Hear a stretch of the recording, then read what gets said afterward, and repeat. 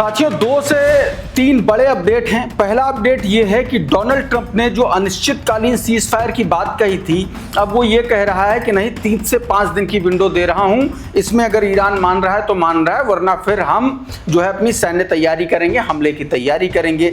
दूसरी तरफ ईरान ने अपने नए टारगेट सेट कर दिए हैं, मतलब उसके नए लक्ष्य उसने एक तरीके से बता दिए हैं कि हम अब कहां कहां हमला करेंगे। आज मैं सबसे पहले इसी खबर पर बातचीत करूंगा, फिर किस तरीके से डोनाल्ड ट्रंप ने ये बात कही जा रही है या अमेरिका की तरफ से ये बात कही गई है कि वो 3 से 5 दिन की ही विंडो देगा, कि इतने दिन में जो है ये अपना फैसला कर ले। फ्राइडे की बात कही जा रही है कि अगले राउंड की बातचीत हो सकती है, ऐसी जानकारी निकल के सामने आई है, लेकिन अभी तक ऐसा कुछ भी ईरान की तरफ से हुआ नहीं है।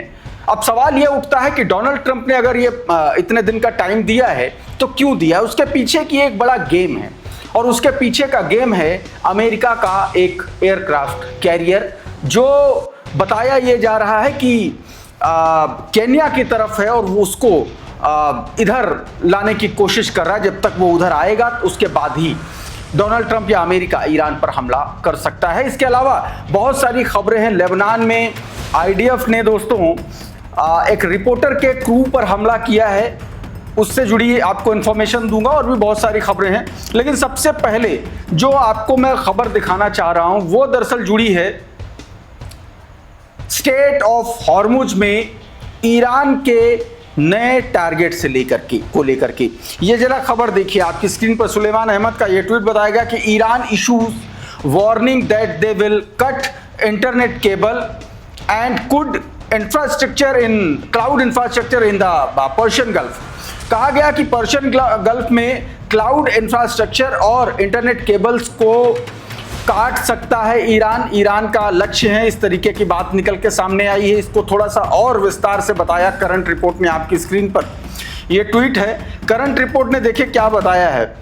करंट रिपोर्ट के मुताबिक ईरान जो है पर्शियन गल्फ में इंटरनेट केबल और डिजिटल इंफ्रास्ट्रक्चर को काट सकता है। तस्नीम न्यूज एजेंसी के हवाले से यह खबर है।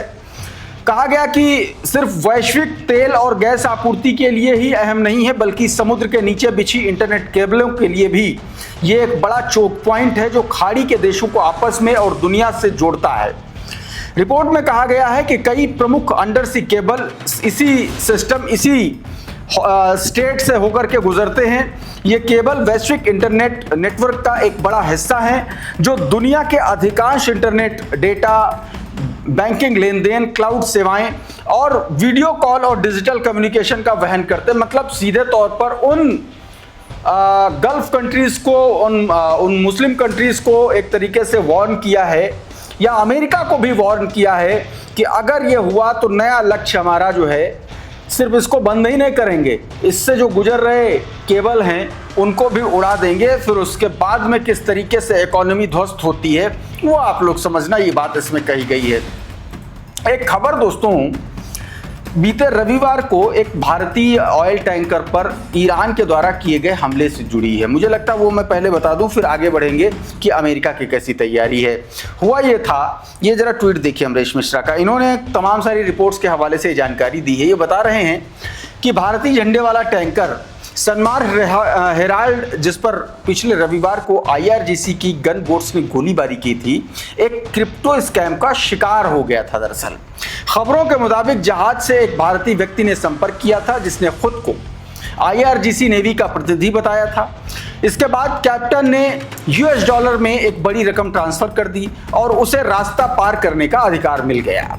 लेकिन जब जहाज स्टेट ऑफ हॉर्मुज में पहुंचा तो असली आईआरजीसी नेवी ने उस पर गोलीबारी कर दी, क्योंकि उन्होंने जहाज को वहां से गुजरने की कोई अनुमति नहीं दी थी। यह बात निकल के सामने आई है। और अब बात डोनाल्ड ट्रंप की उस 3 से 5 दिन की विंडो को लेकर के। क्लैश रिपोर्ट का ये ट्वीट है और इसमें एक हेडलाइन को पोस्ट किया गया। सबसे ये देखिए, बताया गया Trump gives Iran days to end power struggle return to peace talk. यह बताया गया। एक्सियस की रिपोर्ट को क्लैश रिपोर्ट ने अपने ट्विटर हैंडल पर पोस्ट किया है। ये छोटा सा ट्वीट है, आपकी स्क्रीन पर देखिए। इसमें क्या बताया गया, कहा है कि अमेरिकी अधिकारियों के मुताबिक डोनाल्ड ट्रंप ईरान को शांति वार्ता के लिए जवाब देने का सीमित समय दे रहे हैं। यह टाइम 3 से 5 दिन का है। एक्सिस की रिपोर्ट के मुताबिक अमेरिकी अधिकारियों ने यह बताया है कि ट्रंप प्रशासन ने ईरान को स्पष्ट कर दिया है कि मौजूदा सीज फायर अनिश्चित काल तक नहीं चलेगा। अगर ईरान 3 से 5 दिन के भीतर स्पष्ट एकीकृत बातचीत की स्थिति या प्रस्ताव नहीं पेश करता है तो अमेरिका आगे की रणनीति तय करेगा, जिसमें सैन्य विकल्प भी शामिल हो सकते हैं। मतलब एक और बात कही गई, एक अन्य जो इसमें बताया गया है इस रिपोर्ट में, लंबी चौड़ी हालांकि ये छोटा सा ट्वीट है, जिसमें बताया गया कि Trump is willing to give another 3 to 5 day allow to Iranians to get their shit together. It is not going to be open ended. ये कोट अनकोट बयान है जो अमेरिकी अधिकारी ने कहा है। मतलब ये सीधा है कि 3 से 5 दिन की विंडो दे रहा है, कह रहा है कि इतने दिन में आप लोग अपना एक कंबाइंड प्रपोजल हमको दो, और अगर होता है तो होता है, नहीं तो फिर हम हमला कर देंगे। ये बात इसमें एक तरीके से कहने की कोशिश की गई है। दूसरी तरफ ये 3 से 5 दिन की विंडो क्यों दे रहा है, मैं आपको बताता हूँ। इस ट्वीट को देखिए जरा, ये विजनर का ट्वीट है। इसमें क्या बताया गया है वो मैं आपको बता दे रहा हूँ जरा। ये इस ट्वीट में सीधे सीधे 2 बातें लिखी गई हैं। पहली बात तो ये है कि अमेरिका की संभावित सैन्य तैयारी ये है कि वो अपने एक और स्ट्राइक ग्रुप को, कैरियर स्ट्राइक ग्रुप को इधर लाना चाह रहा है मिडिल ईस्ट में। रिपोर्ट्स के मुताबिक इसमें बताया गया कि फ्लाइट मूवमेंट ट्रैकिंग डेटा के आधार पर अनुमान लगाया जा रहा है कि अमेरिका ईरान के खिलाफ किसी बड़े ऑपरेशन को फिर से शुरू करने से पहले उसका जो यूएसएस जॉर्ज डब्ल्यू बुश है, जो मध्य पूर्व में पहुंचने का इंतजार कर रहा है। कहा गया है कि वो तंजानिया और या केन्या के पास हो सकता है, उसको पहुंचने में इधर 3 से 5 दिन का वक्त लगेगा, और जैसे पहुंचेगा वैसे ही डोनाल्ड ट्रंप जो है वो हमला कर सकता है। ये जानकारी इस खबर में, इस ट्वीट में दी गई है दोस्तों। अब जरा ये फाइनेंशियल एक्सप्रेस की खबर देखिए। इसमें यह बताया गया है कि किस तरीके से अमेरिका का नेवल ब्लॉकेड शून्य साबित हो रहा है। शून्य क्यों?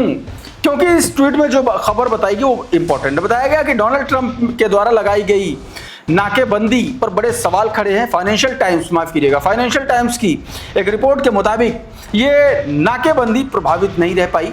रिपोर्ट के अनुसार लगभग 34 ईरानी तेल टैंकर कथित तौर पर नाकेबंदी को पार करने में सफल रहे, और इनमें से 19 जहाज पर्शियन गल्फ के बाहर निकल गए, जबकि 15 जहाज अरब सागर की दिशा में ईरान की ओर प्रवेश कर गए। इनमें से 6 टैंकर ईरानी कच्चा तेल लेकर के जा रहे थे, जिनमें कुल 1.07 करोड़ बैरल कच्चा तेल था। इसकी अनुमानित कीमत करीब 91 करोड़ डॉलर बताई गई है। अगर ये आंकड़े सही हैं तो ये ईरान के लिए सबसे बड़ी आर्थिक राहत और अमेरिकी दबाव के लिए एक बड़ा झटका माना जा रहा है। स्ट्रेट ऑफ हॉर्मुज दुनिया की सबसे अहम तेल आपूर्ति में से एक है, जहां वैश्विक ऊर्जा सप्लाई का एक बड़ा हिस्सा गुजरता है। मतलब बेसिकली सीधे तौर पर यह कहा गया कि उस नेवल बाड़ेबंदी का, नाकेबंदी का कोई बहुत बड़ा असर हुआ नहीं है। अब एक और खबर भारतीय जहाज से जुड़ी हुई खबर है। एक अचानक से खबर आई जिसमें यह कहा जा रहा है, यह दावा किया जा रहा है कि एक और भारतीय ऑयल टैंकर पर IRGC ने, ईरान ने गोलीबारी की है। हालांकि ये जो गोलीबारी है इसमें कई सारे अन्य देशों के भी ऑयल टैंकर शामिल हैं। नरेंद्र नाथ मिश्रा ने ये ट्वीट किया है, जो रॉयटर्स ने बताया है। कहा है कि भारत आ रहे एक और जहाज पर हॉर्मुज में ईरान की ओर से फायरिंग की गई है।